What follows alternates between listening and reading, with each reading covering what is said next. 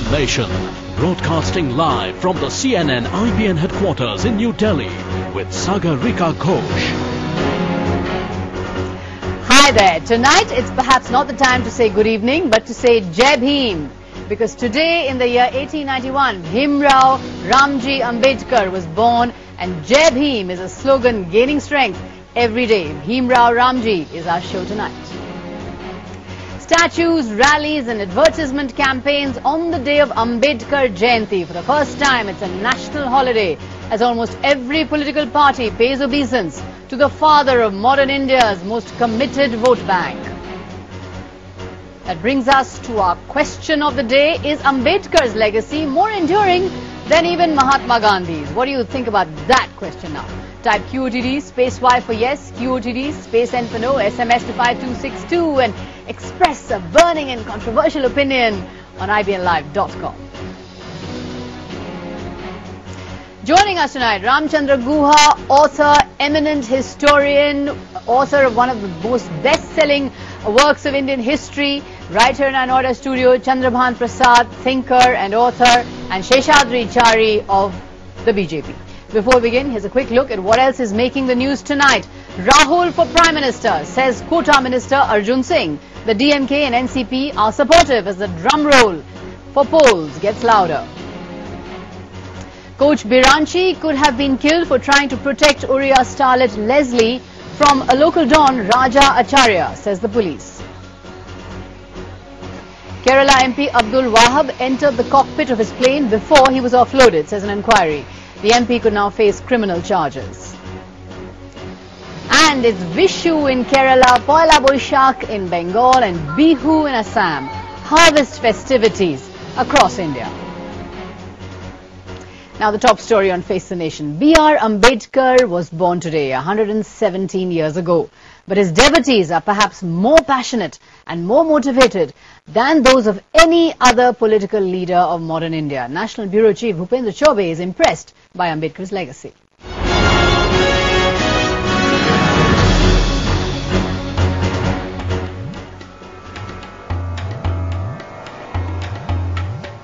It's the kind of love reserved so far for members of the Gandhi family. Bhimrao Ambedkar emerging as the latest object of adulation for parties across the political spectrum. Ideologies don't matter for all these parties. What matters is Ambedkar's image of being the tallest Dalit leader seen so far. His belief that inequality is the soul of Hinduism doesn't make him untouchable anymore for the custodians of Hindutva in the country. We stand for emancipation of the Dalits and other weaker sections of the suppression. He may have fallen out with the Congress in his later years, but the Congress is increasing the intensity of its love for him, so far restricted to his portraits in its own Hall of Fame. Now, the NCP has put his name on the Nagpur airport, and the UPA has converted his birth anniversary into a national holiday. Till now, Ambedkar's legacy was confined to few parties in Maharashtra and the BSP. While the Dalit revolution failed to take off in Maharashtra, in Uttar Pradesh, Mayawati is busy projecting herself in the same league as Ambedkar. बाबा साहब doctor Ambedkar के देहांत के बाद इनकी movement को नई जिंदगी देने वाले एवं बीएसपी के संस्थापक मान्यवर कांशीराम जी की प्रेरणा का भी बहुत बड़ा हाथ रहा है. From Ambedkar to Mayawati, Dalit mobilization in the country has indeed come a very long way. But while the jury may still be out on whether justice has been done to Ambedkar's legacy, for the practitioners of hard, real politics in the country, the reality has already dawned. जीतने के लिए जरूरी है, Ambedkar का नाम मजबूरी है. In New Delhi, Bhupendra Chaubey. On that point, let's get you the initial results of our SMS poll. The question we are asking you tonight on Ambedkar Jayanti is Ambedkar's legacy more enduring than Gandhi's? What are you telling us? At the start of the show, 75%, in fact, a resounding majority are saying yes, Ambedkar's legacy is much more enduring than Gandhi's. On that point, crossfire.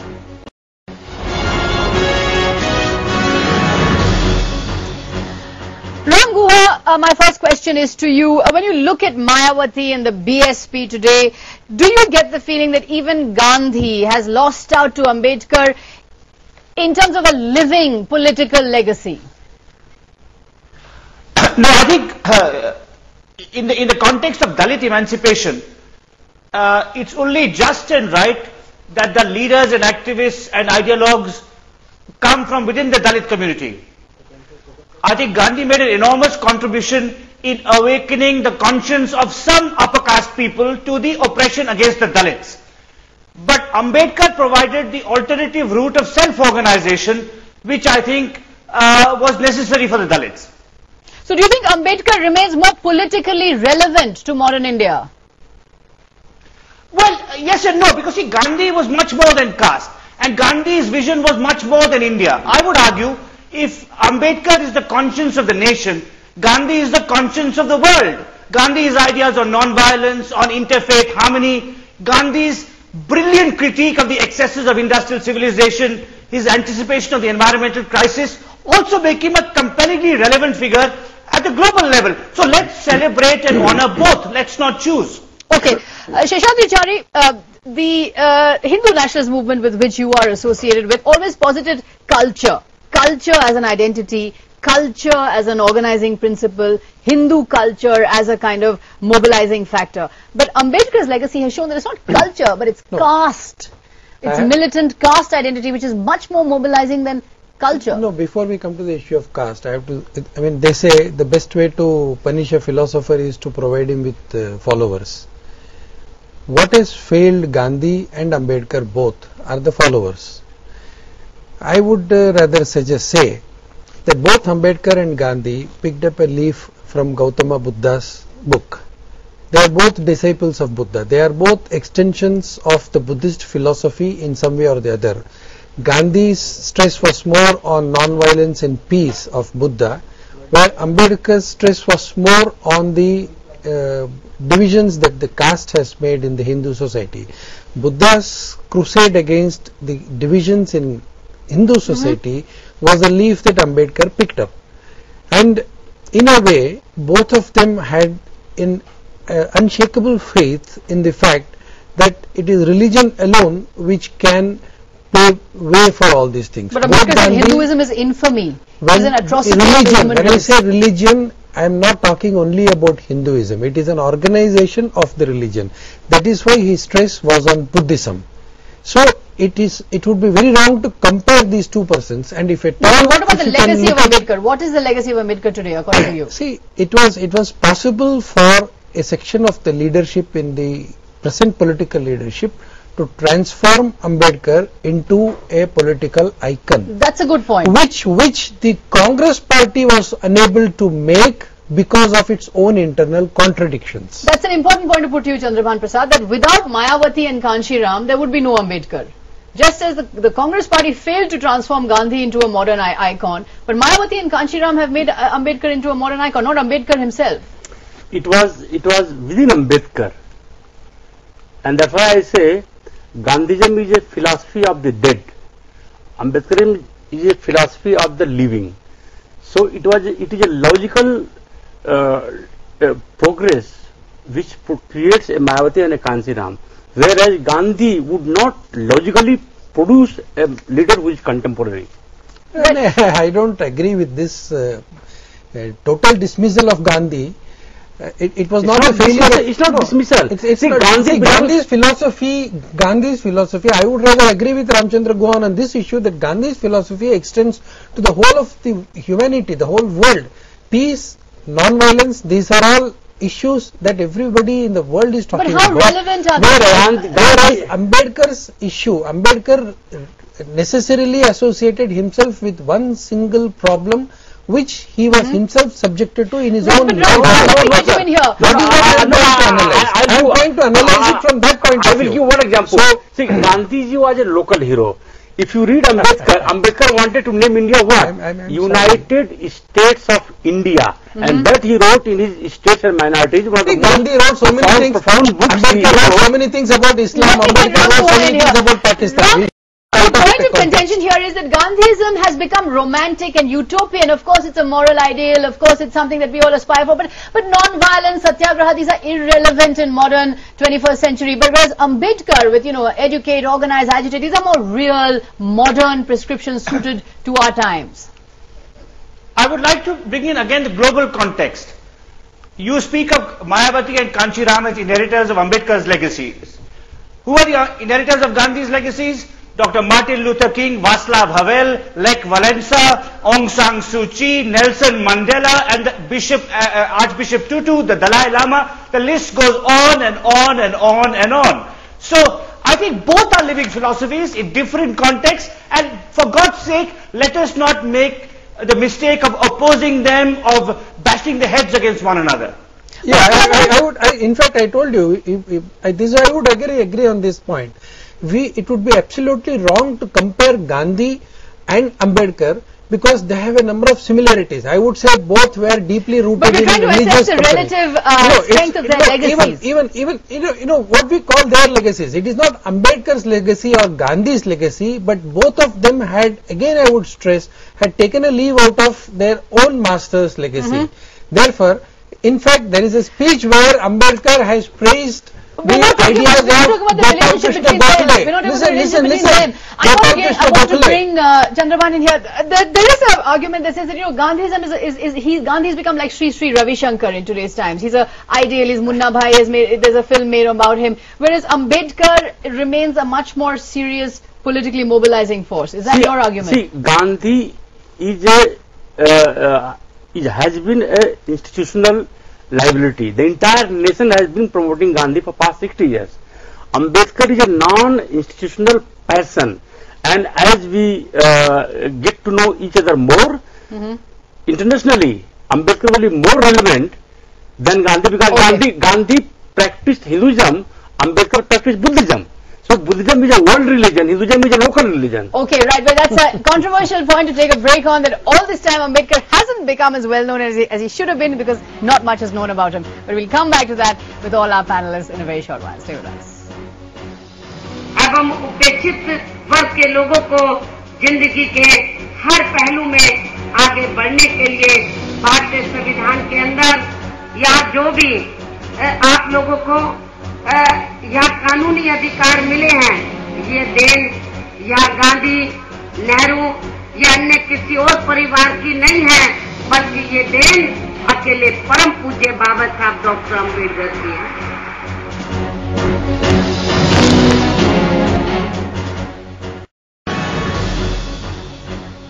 Your Face Nation, the question we are raising tonight is Ambedkar's legacy more enduring than Gandhi? That's the question we're asking on Ambedkar Jayanti. You keep voting. We'll carry on with our discussion. Ram Gopal Chandrabhan is suggesting here that institutionally the legacy of Gandhi has been kept alive by the state, whereas Ambedkar has been ignored. But when lakhs of people gather on his 50th death anniversary as they do in Chaitrabhumi, then is it a genuinely people's movement that has actually kept the legacy of Ambedkar alive, whereas Gandhi's legacy has been kept alive by the state? Well, I think that's a bit of a simplification, but not a complete simplification. There are also lots of popular movements that keep alive Gandhi's legacy, not just in the world, which I've spoken about, but in India. The Chipko movement, the Narmada Bachao Andolan, the Right to Information movement, and many, many other struggles. But still, Ambedkar's extraordinary posthumous resurgence is a remarkable thing. It's a tribute to his ability to inspire devotion. It's because Ambedkar breached the upper caste citadel, because from humble origins, by dint of his remarkable intelligence and courage, he achieved a position of distinction. He inspires Dalits to do likewise. And I think that is salutary and welcome. But at the same time, this does not mean that while we celebrate and admire Ambedkar, we must diminish and decertify Gandhi. That would be silly. Right. No, nobody's diminishing Gandhi. But Shashanti Chari, if I could put the question to you, that Ambedkar's political avatar at the moment, you were saying that at this point it has nothing to do with Ambedkar. I would again make the same point. The victory of Mayawati or victory of a few Dalit parties or the so-called leaders of the Dalit community in the political arena, not in the social arena, in the political arena, this alone cannot be termed as the victory of all that Ambedkar stood for. Ambedkar did stand for the issue of untouchability, but so was also Gandhi. So it would be wrong to suggest that the failure of Congress party party in politics is the failure of Gandhi, or the victory of Mayawati in politics is the victory of Ambedkar. Chandrabal Prasad, is a different Ambedkar just issue. a statue now for the modern Dalit movement? Is he just a statue to which veneration is given, but his teachings are not really being followed? Let me put one more point. Ambedkar himself started a political party called Republican Party of India, and that party lost miserably in Maharashtra, and Ambedkar himself lost elections. So Ambedkar in himself is not a political force, it's what has been made of him by Mayawati and Kanchiram, which is not really him. See, Ambedkar is a statue which moves. It's a mobile statue. Yeah, like Buddha who moved. All the gods and goddesses have been in antiquity all the time seated. Whereas Buddha moved, and so is Ambedkar. And I'll just give one example. As Sadri is saying, Ambedkar had his RPI. He had his Republican Party of India. Where from he got the name? Republican Party of India. Today, if you read Ambedkar, he says India's problems are, the only solution to India's problem are machines. That he wrote in 1951. And he says India's best ally would be America in his 1951 manifesto. Today what India is thinking? The entire Indian middle class is thinking of going ahead with America. This Ambedkar was saying in 1951, and he was fighting with Pandit Nehru that go with America, dump China, dump all these... I don't think we should be accepting these points. The whole of India is not turning towards America. Half of America is turning towards middle class India. One of the statements that Nehru once made to Gandhi was that, Babu, you're much greater than your little books. Of course, Gandhi was great and he was magnificent, he strode our moral universe, but at the same time, I come down to it, when it comes to the actual prescriptions for a modern India, unlike Ambedkar, who actually drafted the Constitution of India, the Hindu Code Bill, emancipation of women, reservations for castes, these are work-a-day, hands-on solutions to problems, whereas Gandhi perhaps occupied a more moral, more ephemeral universe. Well, Sagarika, it's interesting that you mentioned Ambedkar's role in the constitution and in legal reform, because the only reason Ambedkar was in the cabinet is because Gandhi persuaded Nehru to put him there. Ambedkar demonized and vilified the Congress, but Gandhi cautioned Nehru. He said, freedom has come to the whole of India, so your cabinet should include the best minds, and that's how Ambedkar got the job. So it was because Gandhi recognized Ambedkar's legal acumen and brilliant reformist sensibility that Ambedkar got. So again, this polarization is false. The polarization is false. Even Nehru and Ambedkar worked collectively to reform the personal laws of Hindus. They had differences, but by and large they collaborated. So I would rather see Nehru, Ambedkar, Gandhi as the three modern Indians who did the most to bring India in line with an egalitarian, just and humane society. Nonetheless, Ambedkar himself said that Gandhism is nothing but the philosophy of the rich and the privileged class, and Mahatmas may come and Mahatmas will go, but untouchables remain untouchable. So you see a constant antagonism between Ambedkar and Gandhi. See, let us be honest and be clear. Gandhiji belongs to the past, to the antiquity. Ambedkar belongs to the future. Let us be very clear, and that's why Ambedkar, that means Gandhi spoke of Gram Samaj, whereas Ambedkar spoke of a if you analyze this theory also, that means Gandhi is relevant only in India and Ambedkar is relevant all over the world. If that is the case, and if Gandhi is going to be irrelevant, there is not going to be anything as far as irrelevant. We're talking about a modern political legacy. That's what he is trying to say. Gandhi is past, Ambedkar is future. So you want half of India to remain untouchable for the next 1000 years, so that in order to make that, you make Ambedkar more relevant. The whole idea here is, in a way, the best similarity between Gandhi and Ambedkar. I don't want to go about the differences, but the major similarity between Gandhi and Ambedkar is both have totally failed in their approach as far as solving the issues both of Gandhi this and country is Ambedkar have failed. Well, on that point, we have to end this discussion. Ram Guha, Sheshadri Chari, Chandrabal Prasad, thanks very much indeed for joining us. Still ahead on Face the Nation, final results of our SMS poll in the RCN and IBN editorial. Stay with us.